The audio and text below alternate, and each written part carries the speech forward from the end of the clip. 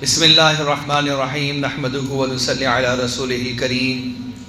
میرے انتہائی قابل عزت و احترام اساتذہ کرام، معزز مہمانان گرامی،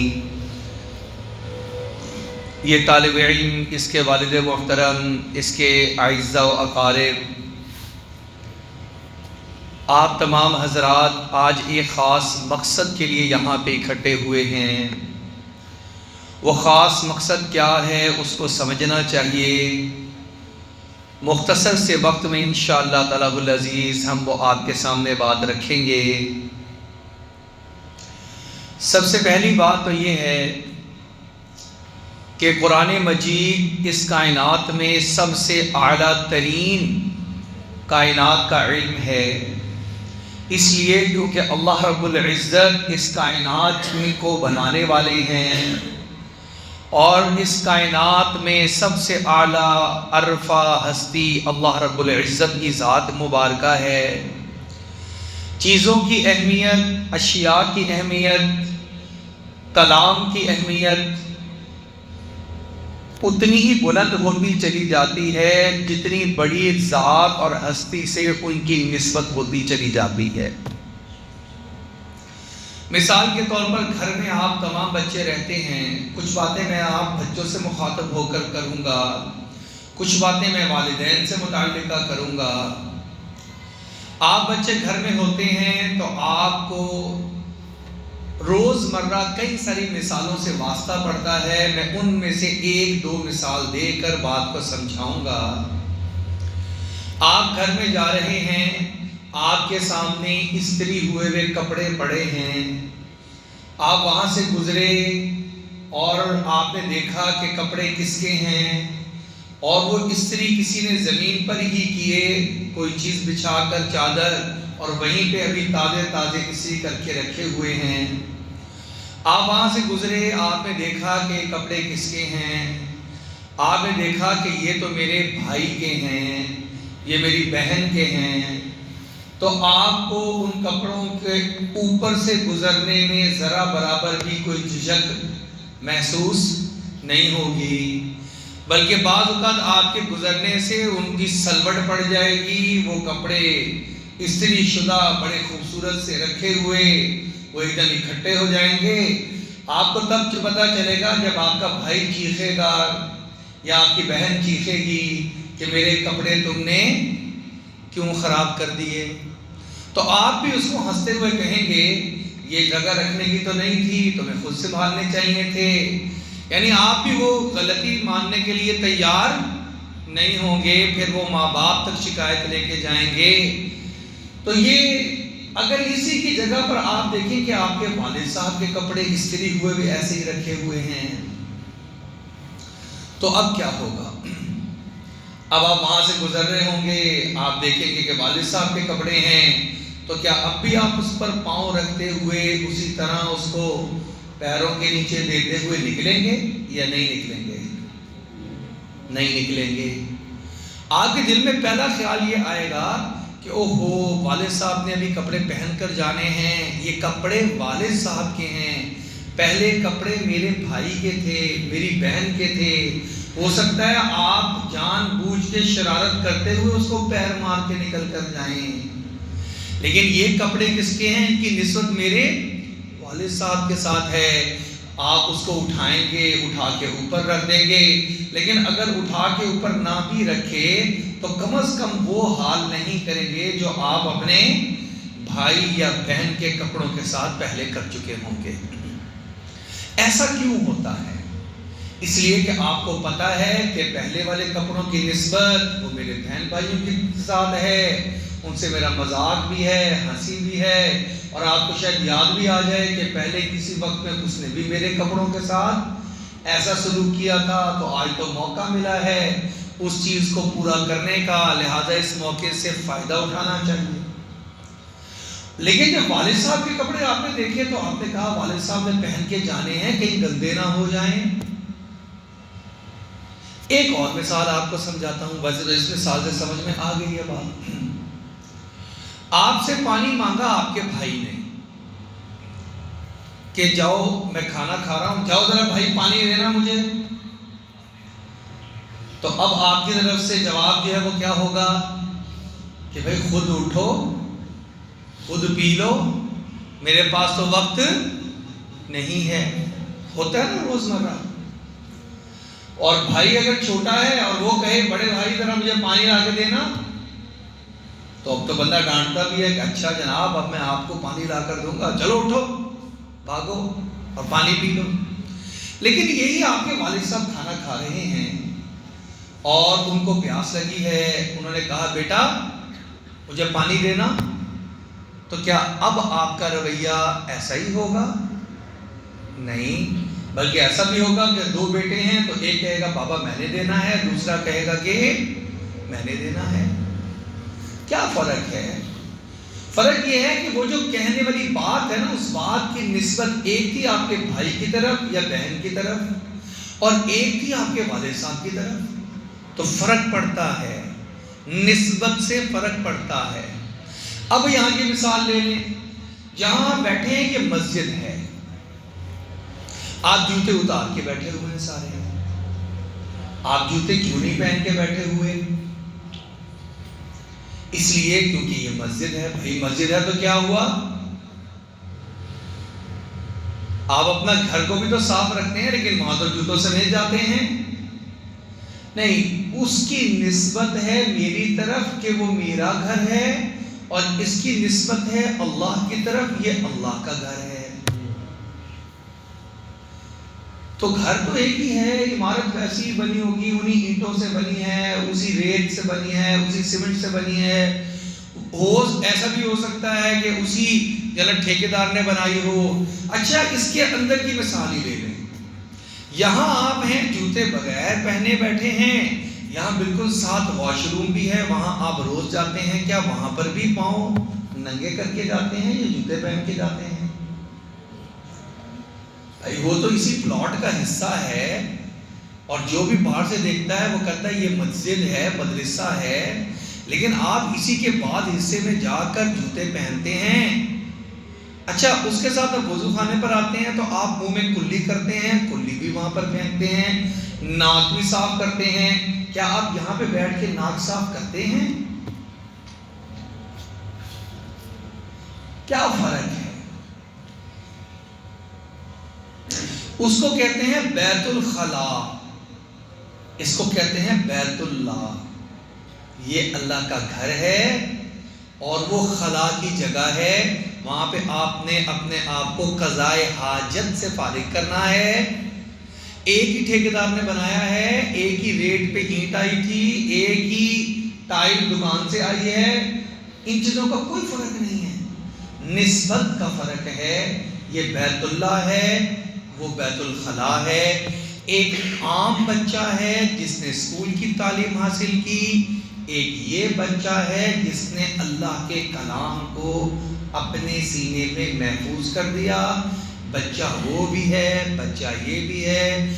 اس کے سینے میں جو علم محفوظ اس کی نسبت دنیا سے ہے، اس کے سینے میں جو علم محفوظ اس کی نسبت اللہ سے ہے. اس کا درجہ رتبہ کائنات میں سب سے بلند ہو چکا ہے. اب بات سمجھ میں آ گئی ہے بچوں؟ یہ اس لیے سمجھانی ضروری تھی کہ آپ کو خود پتا ہونا چاہیے کہ اللہ آپ کو کس علم سے نواز رہے ہیں. آپ کے والدین کو پتا ہونا چاہیے کہ کائنات کا سب سے اعلیٰ علم ہے جو میرا بچہ حاصل کر رہا ہے. یہ سمجھنے کے بعد اگلی باتیں سمجھنا بہت آسان ہے. وہ یہ کہ اب اگر کوئی والد آپ کے قرآن پاک پڑھنے کے دوران میں یہ کہنا شروع کرے کہ بیٹا آپ کے تو 3 سال لگ گئے، بلکہ اس سے بھی بڑھ کر 3 سال ضائع ہو گئے، تو وہ کتنی بڑی غلطی پر ہے. اگر کوئی والد یا اس کا رشتہ دار یا باہر کا کوئی بندہ یوں کہنے لگے یہ قرآن پاک زبانی یاد کروا رہے ہو، طوطے کی طرح رٹ رہا ہے، اس کو پتہ تو ہے نہیں اس کے معنی کیا، ایسا یاد کروانے کا کیا فائدہ، اس کو پتہ ہی نہیں ہے کہ وہ کس کلام کے بارے میں یہ بات کہہ رہا ہے، وہ اللہ کے کلام کے بارے میں یہ جملہ کہہ رہا ہے. بات سمجھ آ رہی ہے کہ نہیں آ رہی؟ وہ پہلی بات مثالوں سے اس لیے سمجھائی اب اگلی باتیں آپ کو سمجھانے کی ضرورت پیش نہیں آئے گی. لہذا جو بیچارہ ہم میں سے ہی مسلمان بھائی یہ کہہ رہا ہے اتنے سال ضائع کر دیے، آپ نے اس کو روک دینا. خدا کا واسطہ دوبارہ یہ جملہ اپنے منہ سے مت نکالنا. یہ کہہ دینا اتنے سال لگ گئے، یہ لفظ نہ آئے تمہاری زبان پر کہ ضائع ہو گئے. یہی تو وہ سال ہیں جو قیمتی بن گئے اس کی زندگی میں.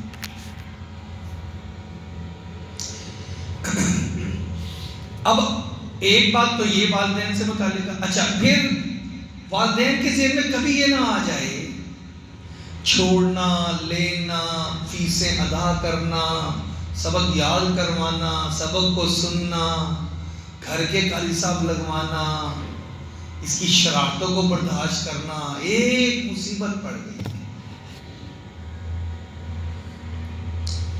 حفظ کے دوران میں آپ کا لے کر آنا، لے کر جانا، گھر میں یاد کروانا، سبق سننا، اس کی جس نے بھی مدد کی ہے کسی بھی درجے میں، چچا نے، تایا نے، دادا نے، دادی نے، والدہ نے، وہ پورے پورے اجر میں آج شریک ہیں. اللہ کے نزدیک یہ بات نہیں ہے کہ اس کے حفظ قرآن کا ثواب تقسیم کر کے دیا جائے، کچھ بچے کو دے دیا، کچھ استاد کو دے دیا، کچھ والد کو دے دیا، تھوڑا تھوڑا بانٹ دو جس نے جتنا جتنا مدد کی ہے.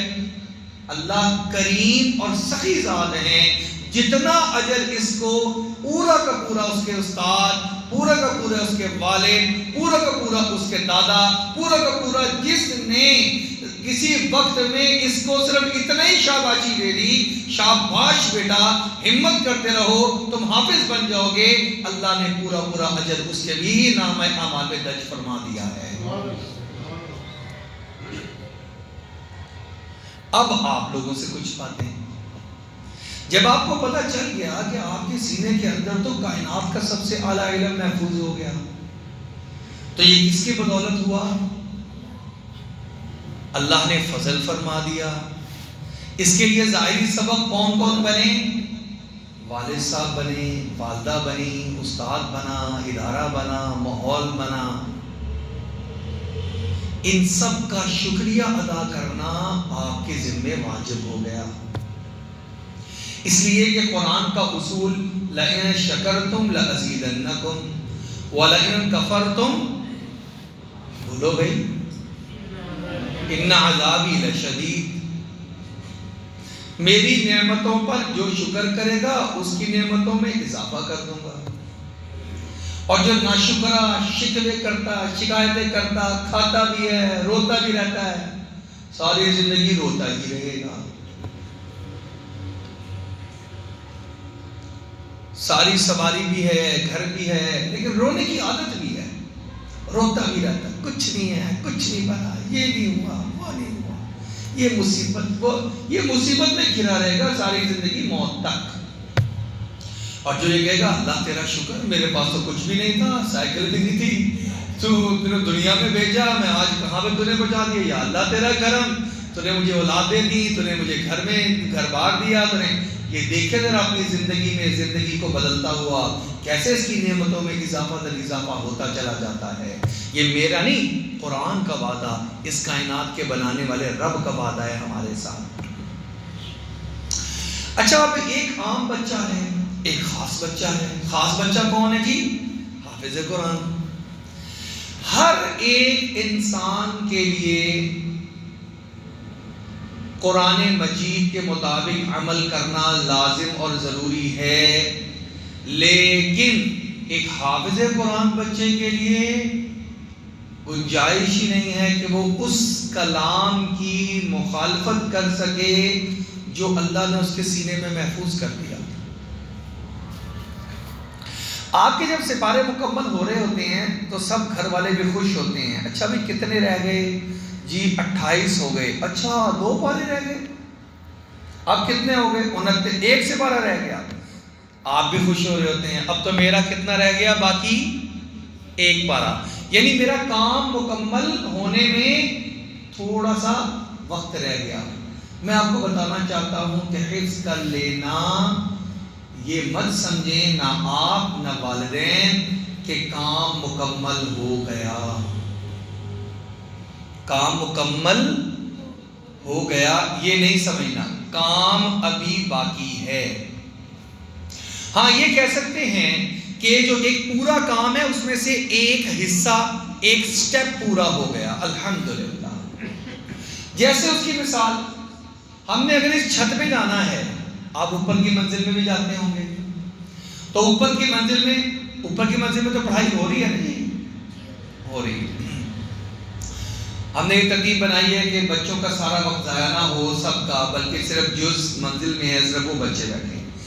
اچھا، جو بچے اوپر ہیں، آپ لوگ اوپر جاتے ہیں تو کیسے جاتے ہیں؟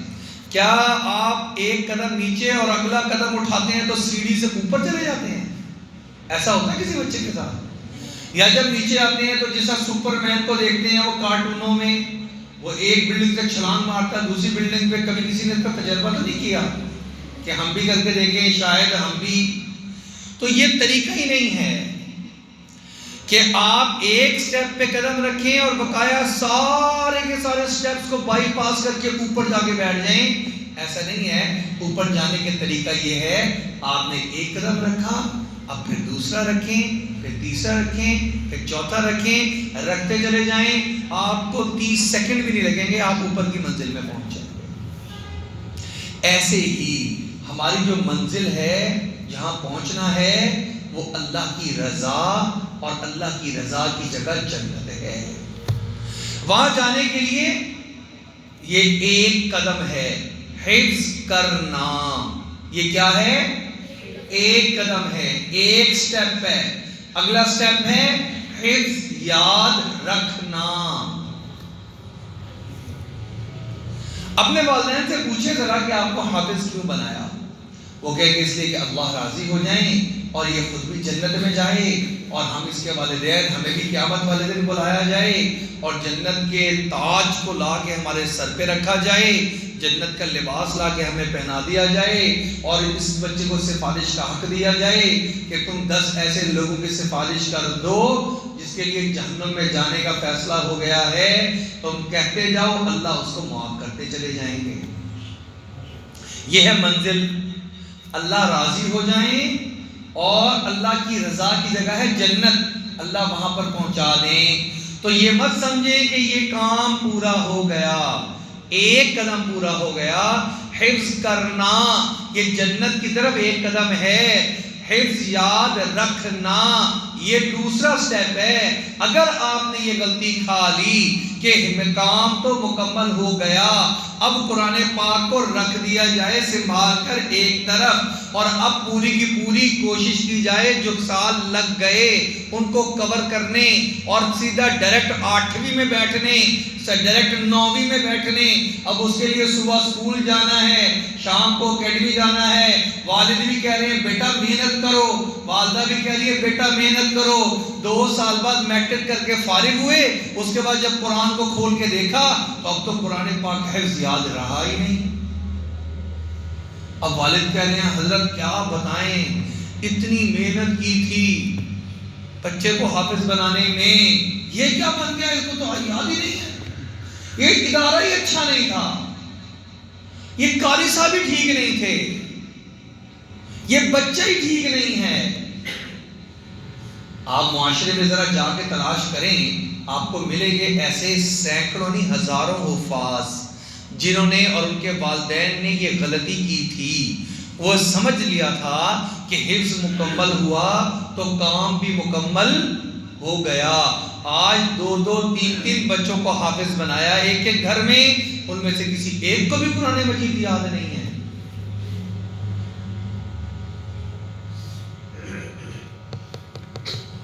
ہر سال 1 لاکھ حافظ قرآن مدارس بنا کر معاشرے کو دے رہے ہیں۔ 1 لاکھ سے زائد لوگ آتے ہیں ہمارے بچے کو حافظ بنا دیں، یہ خدمت کے ادارے ان کو سارا نظام بنا کر دیتے ہیں۔ 1 لاکھ سے زائد حافظ قرآن بنا کر ان کو واپس کرتے ہیں، یہ ان کو گھر لے کر جاتے ہیں اور جا کے وہ ساری کی ساری محنت کو 1 سال کے اندر اندر ختم کر دیتے ہیں، اور کہتے ہیں ہمیں پتہ ہی نہیں چلا آج آپ یہ نہیں کہہ سکیں گے آج کے بعد کہ آپ کو پتہ نہیں چلا.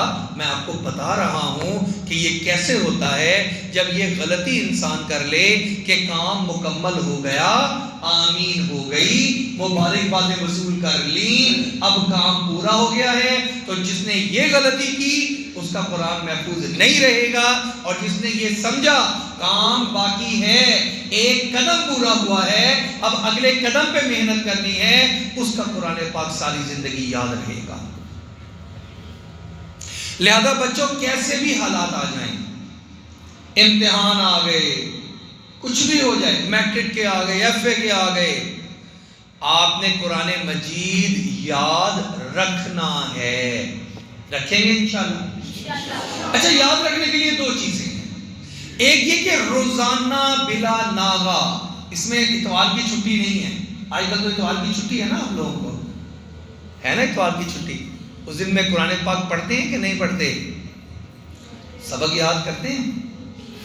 ہاں, کچھ بچے کہہ رہے ہیں نہیں پڑھتے, کچھ کہتے ہیں پڑھتے ہیں. تو بیٹا یہ جو ہے نا ناغہ نہیں ہے قرآن مجید میں. حفظ کرنے کے بعد کوئی چھٹی, عید کے دن بھی چھٹی. قرآن مجید کو حفظ اس لیے کروایا گیا تھا تاکہ میں زیادہ سے زیادہ پڑھ سکوں. لہذا کوئی چھٹی نہیں ہے, عید کی بھی چھٹی نہیں ہے. آپ نے اپنا سپارہ روزانہ کا قرآن مجید کھول کر, کوئی کہے نہ کہے, کوئی یاد دلائے نہ دلائے, میں حافظ قرآن ہوں, میرے ذمے ہے, میں نے روزانہ قرآن مجید کی تلاوت کرنی ہے. جو بچہ روزانہ اپنا کم از کم ایک سپارہ پڑھتا رہے گا اس کو قرآن مجید یاد رہے گا. دوسرا کام, رمضان المبارک جب بھی آئیں, چاہے رمضان میں ہی میرے پیپر کیوں نہ ہوں, جو بچہ رمضان المبارک میں سپارہ یاد کر کے تراویحوں میں سناتا رہے گا, ناغہ نہیں کرے گا, اس کو قرآن مجید یاد رہے گا. اچھا جی, قرآن مجید تراویح میں سنانے کے لیے کسی مسجد کی ضرورت ہے؟ جی بچوں, نہیں ضرورت. اتنے حافظ ہیں, اتنی تو مسجدیں ہیں ہی نہیں. آپ اپنے گھر کو کیوں نہیں بابرکت بناتے؟ ایک گھر میں دو حافظ ہیں تو دونوں کمروں کو کیوں نہیں آپ رمضان المبارک میں فرض نماز پڑھیں مسجد میں, اس کے بعد آ جائیں, ایک اس کمرے میں ایک اس کمرے میں, ایک گھر کا پورا ماحول. آپ دیکھیں آپ کے ساتھ بہنیں بھی, والدہ بھی, سارے پیچھے شریک. اپنا قرآن مجید ساری زندگی کبھی بھی سنانے سے پیچھے نہیں ہٹنا, آپ کو یاد رہے گا. لہذا دوسرا کام کیا ہوا بھائی؟ حفظ کرنا. دوسرا حفظ یاد. اب تیسرا کام, تیسرا سٹیپ, جنت کی طرف جانا ہے, اللہ کو راضی کرنا ہے. تیسرا سٹیپ وہ یہ, اس کے مطابق عمل کرنا. جھوٹ بولنا کسی کے لیے بھی جائز نہیں ہے, لیکن ایک حافظ قرآن بچہ جھوٹ بولنا اس کے لیے جس کے سینے میں حکم محفوظ ہے, وَاجْتَنِبُوا قَوْلَ الزُّورِ يَا أَيُّهَا الَّذِينَ آمَنُوا اتَّقُوا اللَّهَ وَقُولُوا قَوْلًا سَدِيدًا. اس کے لیے تو جھوٹ بولنے کی گنجائش ہے ہی نہیں. والدین کی عزت و احترام کرنا ہر ایک پر واجب ہے, لیکن وہ حافظ قرآن بچہ جس کے سینے میں وہ آیت محفوظ ہے جس میں اللہ نے حکم دیا ہے وَبِالْوَالِدَيْنِ إِحْسَانًا إِمَّا يَبْلُغَنَّ عِندَكَ الْكِبَرَ أَحَدُهُمَا أَوْ كِلَاهُمَا فَلَا تَقُل لَّهُمَا أُفٍّ وَلَا تَنْهَرْهُمَا وَقُل لَّهُمَا قَوْلًا كَرِيمًا. خبردار, والدین سے اونچی آواز میں بات نہ کرنا, ان کو جھڑکنا نہیں, ان کی بات کو کاٹنا نہیں, ان کو ڈانٹنا نہیں, ان کی بات سے جھنجھلانا نہیں. ایک حافظ قرآن کے سینے میں وہ آیت محفوظ ہے, وہ اپنے والد اور والدہ سے کیسے بات کر سکتا ہے؟ اس طرح کر سکتا ہے؟ نہیں کر سکتا. اچھا آپ ذرا یاد کریں, آج صبح جب گھر سے آ رہے تھے تو والدہ نے جب کہا ناشتہ کر لو, تو ہم نے پھر کیا کیا ان کو رویہ دکھایا تھا؟ جب ہم یہاں سے واپس جائیں اور ہم موبائل کی طرف لپکیں اور والد اور والدہ کہیں کہ بیٹا پہلے یہ چیز کر لو، پہلے کھا لو، پہلے کپڑے اتار لو، پہلے یہ کر لو، تو ہمارا جواب اور ہمارا رویہ کسی کے لیے بھی جائز نہیں ہے کہ وہ کسی کا الٹا نام رکھے. لیکن ایک حافظ قرآن کسی کو الٹے نام سے پکارے، وَلَا تَنَابَزُوا بِالْأَلْقَابِ، اس کے تو سینے میں یہ آیت محفوظ ہے. کسی کے لیے بھی جائز نہیں کسی دوسرے کا مذاق اڑائے. حافظ قرآن بچہ، لا یسخر قوم من قوم عسى، آپ کے لیے تو جائز ہی نہیں ہے، کیونکہ آپ کے سینے میں براہ راست وہ آیت محفوظ ہے جس میں اللہ نے منع کیا خبردار کسی کا مذاق مت اڑانا. غیبت کرنا کسی کے لیے بھی جائز نہیں ہے، لیکن ایک حافظ قرآن بچہ جس کے سینے میں وہ براہ راست آیت موجود ہے، وَلَا يَغْتَبْ بَعْضُكُمْ بَعْضًا، خبردار کوئی کسی کی غیبت نہ کرے. وہ کیسے غیبت کر سکتا ہے؟ بات سمجھ میں آ رہی ہے بچے؟ یہ چند مثالیں میں نے دی ہیں آپ کو. تیسرا کام ہے قرآن پر عمل کرنا، اور چوتھا کام کیا ہے؟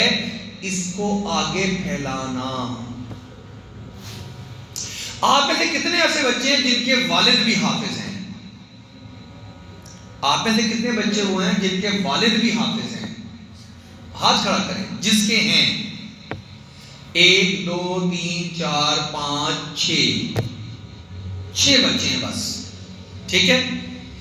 ہاتھ نیچے کر لیں. آپ کے والد 6 ایسے ہیں جن کے والد بھی حافظ تھے، انہوں نے آگے اپنے بچے کو حافظ قرآن بنایا. آپ یہاں پہ 30-40 تو بیٹھے ہوں گے. اب یہ 30-40 کو اللہ نے توفیق عطا فرما دی حافظ قرآن بننے کی. کیا اب آپ کے لیے یہ گنجائش ہے کہ آپ اپنی اگلی اولاد اور نسل کو حافظ قرآن نہ بنائیں؟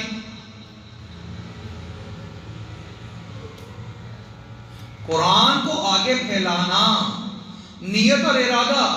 ہم نے اپنی اولاد اور نسلوں کو، صرف اپنی نہیں، بھائی کی بھی اولاد اور نسل کو، بہن کی بھی اولاد اور نسل کو کوشش کریں گے انشاءاللہ حافظ قرآن بنائیں گے، ان کی بھی تربیت کریں گے، ان کو بھی اچھا مسلمان بنائیں گے.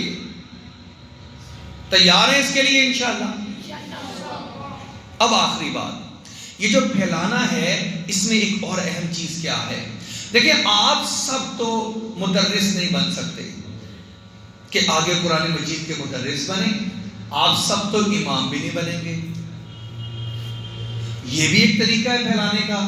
آپ مدرس بنیں، آپ کے سامنے آگے پھر 18-20 بچوں کی کلاس تھی، آپ نے ان کو پڑھایا، پھر اور 18-20 آئے، آپ کی زندگی میں 400-500 بچے حافظ قرآن بن گئے. اچھا اگر ہر ایک یہ نہیں کر سکتا، اول تو ہم نیت کریں، ہم انشاءاللہ کریں گے. اچھا ہر ایک اگر یہ نہیں کر سکتا، کسی اور فیلڈ میں چلا گیا، کسی کاروبار میں چلا گیا، کسی ملازمت میں چلا گیا، کوئی بات نہیں، ہر ایک یہ ذمہ اٹھائے. میں انشاءاللہ تعالی العزیز ایک حفظ کا ادارہ ضرور قائم کروں گا، جہاں پہ انتظام کروں گا انشاءاللہ. اگر خود نہ مل کر سکا اکیلے، اپنے ساتھی کو ملا لوں گا. ہر مسجد میں ادارہ قائم کروں گا، کوئی ادارہ قائم ہوگا، میں اس کے ساتھ معاونت میں کھڑا ہو جاؤں گا کہ میرے ذریعے سے قرآن کی اشاعت ساری زندگی ہوتی رہے گی انشاءاللہ. اس کے لیے تیار ہیں انشاءاللہ؟ یہ سب سے آسان کام بتایا میں نے آپ کو. چلو اکیلے نہیں کر سکتے، 2 طرح کے لوگ دنیا میں موجود. ایک وہ جو ادارے کو دیکھ کر ساتھ ہی تکلیف ہونا شروع ہو جائے کہ چل کیوں رہا ہے. آپ وہ ہوں گے ادارے کو دیکھ کر رک جایا کریں گے، وہاں کے قاری صاحب کو ملیں گے، ان کو سلام کریں گے، مصافحہ کریں گے، ہدیہ پیش کریں گے. میرے لائق کو خدمت تو آپ نے بتانا ہے. آپ کے محلے کی مسجد صرف محلے کی مسجد نہیں رہے گی، وہاں پر قرآن پاک پڑھنے پڑھانے سمجھنے سمجھانے اس کا نظام قائم ہوگا. یہ تربیت ہم چاہتے ہیں بیت النور کے ایک ایک بچے کی ہو. اللہ رب العزت آپ سے، ہم سے، سب سے دین کا خوب کام لے لیں، ہماری اولاد اور نسلوں سے دین کا کام لے لیں. اللہ رب العزت ہماری یہ آئندہ نسل کو ہم سے بہتر بننے کی توفیق عطا فرمائیں، ہم سے بہتر مسلمان، ہم سے زیادہ باکردار مسلمان، ہم سے زیادہ بہتر دین کے خادم. اللہ رب العزت ہماری تمام دعاؤں کو محض اپنے فضل و کرم سے شرف قبولیت نصیب فرما دے. وآخر دعوانا ان الحمدللہ رب العالمین.